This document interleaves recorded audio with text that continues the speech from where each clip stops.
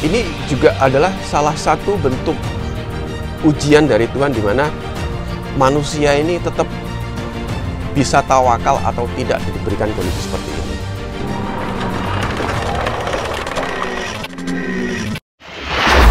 Rahayu, rahayu, rahayu. Apa kabar semuanya? Saya harap kalian tetap dalam keadaan sehat dan bahagia ya. Nah teman-teman, pembahasan kita kali ini dibalik terjadinya prahara pandemi. Nah teman-teman, sebelum kita masuk dalam topik, di sini saya pengen kasih tahu ke teman-teman semua beberapa tips agar kita dapat istilahnya segera sembuh atau segera dapat sehat kembali kalau kita terjangkit atau terpapar COVID-19 ya. Karena ini sebenarnya bisa dibilang juga sebuah pengalaman pribadi. Kalau kalian tahu, beberapa waktu belakang ini saya jarang membuat video ya. Ini sebenarnya saya sedang terpapar COVID ya. Jadi saya membuat beberapa jeda dalam membuat video karena kondisi badan saya kebetulan memang tidak parah. Tapi ya saya masih bisa membuat video, cuman memang fokus saya berkurang. Tips-tips yang dapat kita lakukan ketika kita terpapar COVID-19 agar kita cepat sembuh ya, cepat dapat sehat kembali adalah pertama, biasanya pada saat orang terjadinya terjangkit COVID itu biasanya orang cenderung pertama ya, yang lumrah dialami orang adalah ketika dia terpapar, otomatis kan ini dia disuruh isoman ya. Nah, pada saat isoman itu selama 14 hari kurang lebih, biasanya orang kan yang biasanya keluar, biasanya juga aktivitas, ketika disuruh di dalam sebuah ruangan atau di dalam rumah sendirian itu cenderung akan stres. Nah, ini yang harus kita jaga ya. Makanya fungsinya meditasi, fungsinya spiritualitas itu sebenarnya ini sangat berguna sekali. Kalau kita sering meditasi, otomatis kita dapat menjaga pikiran kita untuk tidak stres. Nah, jadi tips pertama kita menjaga pikiran kita untuk tidak stres. Yang kita harus lakukan adalah ya relax. Setelah itu yang harus kita lakukan lagi adalah kita tetap kalau bisa di pagi hari kita tetap lakukan aktivitas olahraga kecil di bawah sinar matahari seperti ini. Ya, itu dapat membantu kita untuk menghangatkan badan. Karena ketika orang terpapar itu biasanya yang dirasakan adalah badannya terasa dingin. Ya, demamnya mungkin sudah lewat, terus di hari-hari lainnya itu badan lebih terasa dingin. Nah, jadi untuk menjaga kondisi badan tetap hangat kita harus di bawah sinar matahari.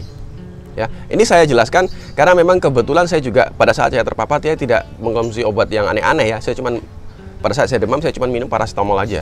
Sama vitamin tetap itu vitamin C, vitamin D3 itu tetap kita konsumsi. Ini beberapa hal yang bisa kita lakukan. Selain itu, kita juga dapat mengkonsumsi beberapa seperti air kelapa, madu, kayak gitu ya. Itu karena itu membantu untuk meningkatkan imunitas kita. Jadi asupan-asupan yang dapat membantu meningkatkan imunitas. Dan juga jangan lupa kita tetap harus makan protein. Ya, putih telur, daging, seperti itu kita harus tetap makan. Karena protein itu membantu juga untuk istilahnya melawan virus yang ada dalam badan kita. Nah, selain air kelapa, selain juga madu yang kita konsumsi, minuman ini bukan untuk menyembuhkan diri dari COVID ya, melainkan untuk meningkatkan imunitas kita supaya badan kita dapat melawan virus untuk segera cepat sehat lagi gitu loh ya, atau pemulihan gitu ya. Nah, selain itu saya juga tidak mengkonsumsi gula ya. Jadi minuman apapun, teh, kopi itu saya juga tidak disertakan gula. Karena ternyata itu juga sangat berpengaruh sekali untuk pemulihan kita. Dan juga ternyata juga menurut tadi juga gula itu kayak sebuah alat untuk nyantolnya virus tersebut. Nah, yang paling penting juga di dalam proses saya pemulihan dari COVID, saya juga mengkonsumsi teh tanpa gula. Nah, teh ini juga menurut tadi adalah salah satu yang meningkatkan imunitas kita selain air kelapa, selain air jahe, selain air lemon, lalu selain madu, itu juga daun teh dapat meningkatkan imunitas kita. Yang saya konsumsi sendiri tehnya adalah Master Tea ini ya. Saya kebetulan memang saya stok yang cukup untuk saya konsumsi. Saya mengkonsumsi hampir setiap hari Master Tea ini tanpa gula. Dan ini sangat membantu sekali untuk meningkatkan imunitas kita. Karena Master Tea ini adalah teh hitam bioenergi, teh kesehatan ya. Jadi ini sangat membantu sekali untuk meningkatkan imunitas kita, sehingga kita pada proses pemulihan dari COVID-nya akan lebih cepat. Ya, itu yang saya rasakan. Karena saya ini pengalaman pribadi saya konsumsi, yang semua saya katakan itu tadi adalah semua real yang saya alami, dan saya berhasil menyembuhkan diri dari COVID dalam waktu yang tidak lama. Itu beberapa tips ya yang saya jelaskan. Kalau teman-teman ingin juga mengkonsumsi teh Master Tea ini, teh hitam bioenergi ini, silakan teman-teman nanti kalau ingin membeli, ingin juga mengkonsumsi ini, silakan nanti lihat di kolom deskripsi. Di sana ada nomor yang tertera untuk pembelian teh ini ya. Kita masuk ke dalam topik. Jadi topiknya ini kan tadi saya bilang di balik terjadinya pandemi ini ada apa sih sebenarnya ya. Nah, kalau saya pikir-pikir memang selama saya juga termasuk orang yang kemarin sempat terpapar COVID-19, saya berpikir bahwa COVID ini terlepas dari konspirasinya, terlepas dari praharanya yang sekarang terjadi, yang sekarang bergejolak. Ini terjadi, teman-teman. Terjadi artinya ini Tuhan mengizinkan. Artinya Tuhan dan leluhur mengetahui ini. Ya, bisa saja kalau misalkan ini Tuhan tidak menghendaki, bisa saja kalau misalkan leluhur tidak menghendaki, semua bisa dihalau. Tuhan tinggal mengatakan tidak terjadi, ya tidak terjadi. Tapi ini terjadi. Artinya ini semuanya Tuhan izinkan untuk terjadi. Ya. Nah, kalau ini Tuhan izinkan berarti ada maksud tersembunyi di balik terjadinya prahara COVID-19 ini di seluruh dunia. Nah, kalau kita lihat secara mendalam, COVID-19 atau prahara yang saat ini terjadinya PPKM, lockdown, terjadinya kondisi yang sulit, banyak orang di PHK, banyak orang merasa dirinya stres karena kehilangan pekerjaan, karena kehilangan mata pencaharian, karena sulitnya mencari kehidupan. Ini juga adalah salah satu bentuk ujian dari Tuhan di mana manusia ini tetap bisa tawakal atau tidak diberikan kondisi seperti ini. Banyak di luar sana teman-teman saya juga yang tadinya bisa dibilang sangat taat dengan ibadahnya, bisa dibilang orang-orang yang alim lah kadang-kadang begitu. Ketika masuk ke dalam kondisi yang saat ini orang bilang semakin parah, banyak sekali orang-orang yang akhirnya yang tadinya taat berubah menjadi tidak taat lagi. Karena kondisi. Mungkin dia berpikir, kalau saya nggak begini, saya nggak hidup, akan berpikir begitu. Dan kondisi pandemi ini ternyata banyak sekali yang ketika ini semua terjadi, banyak sekali di luar sana yang justru malah terbangun sisi spiritualnya karena ditekan dengan keadaannya seperti ini. Tapi banyak juga yang akhirnya runtuh imannya karena diberikan kondisi yang seperti ini juga. Jadi ini penyaringannya sangat luar biasa, penyaringannya sangat besar-besaran. Jadi yang tadinya orang alim, tadinya orang baik, banyak juga orang yang berubah akhirnya dengan kondisi seperti ini. Begitu juga sebaliknya. Ternyata dalam kondisi seperti ini yang tadinya orang yang tidak dianggap, tadinya orang nakal, tadinya orang yang tidak peduli, justru dalam kondisi seperti ini dia malah terbangun sisi spiritualnya, malah dia juga empatinya mulai muncul. Nuraninya juga mulai dia dengarkan. Jadi yang selama ini orang jalani, selama ini orang anggap dia baik, belum tentu di dalam kondisi yang saat ini parah ini, dia tetap akan bisa menjadi seorang yang seperti dulu. Kondisi ini merubah orang dari yang tadinya baik menjadi tidak baik. Banyak yang seperti itu. Begitu juga sebaliknya, dari yang tadinya tidak baik menjadi baik juga banyak. Ini terjadi ya karena Tuhan izinkan. Kalau tidak Tuhan izinkan pasti tidak terjadi. Ada maksud di balik ini semua. Terlepas dari segala konspirasinya, terlepas dari orang percaya atau tidak. Tapi di sini kita harus mulai berpikir bahwa ini terjadi berarti Tuhan izinkan. Nah, kita harus berpikir lebih positif lagi, kita harus berpikir lebih jernih lagi. Dalam kondisi seperti ini, masih bisakah kita untuk berbuat baik? Masih bisakah kita untuk tetap tawakal?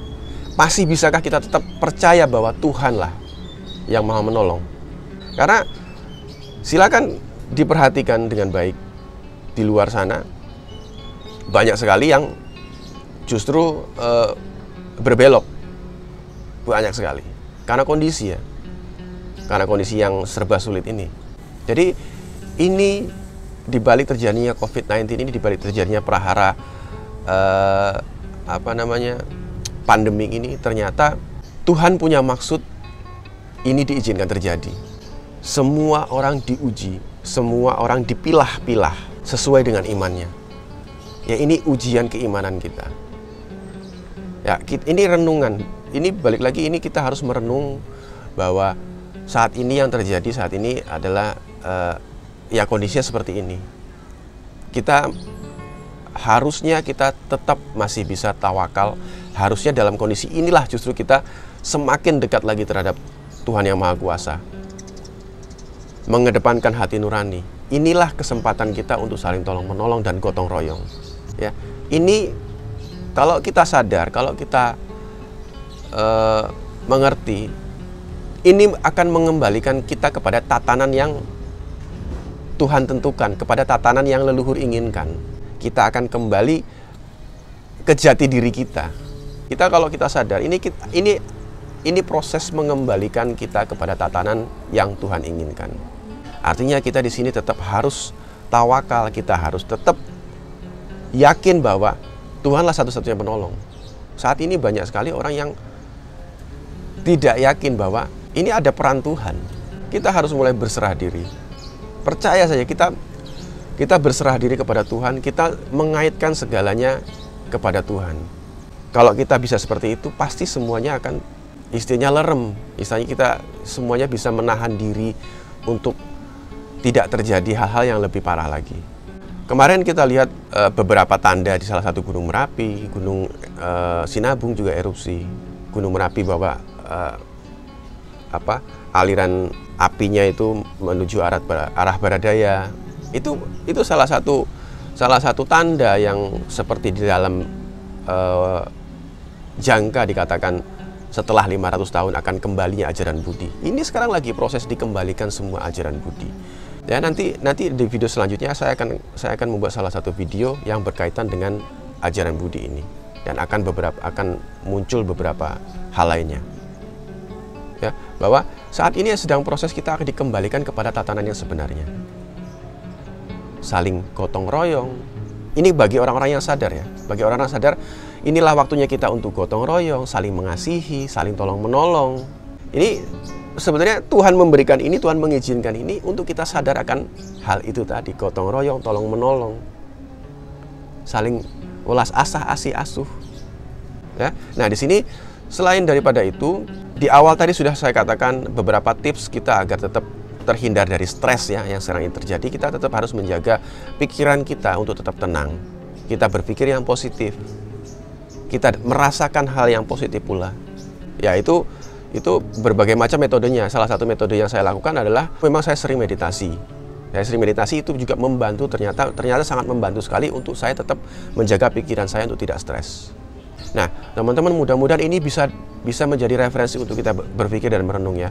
Mudah-mudahan kita dapat memetik pelajaran bahwa ini saat ini pandemi ini terjadi karena ya ini Tuhan izinkan.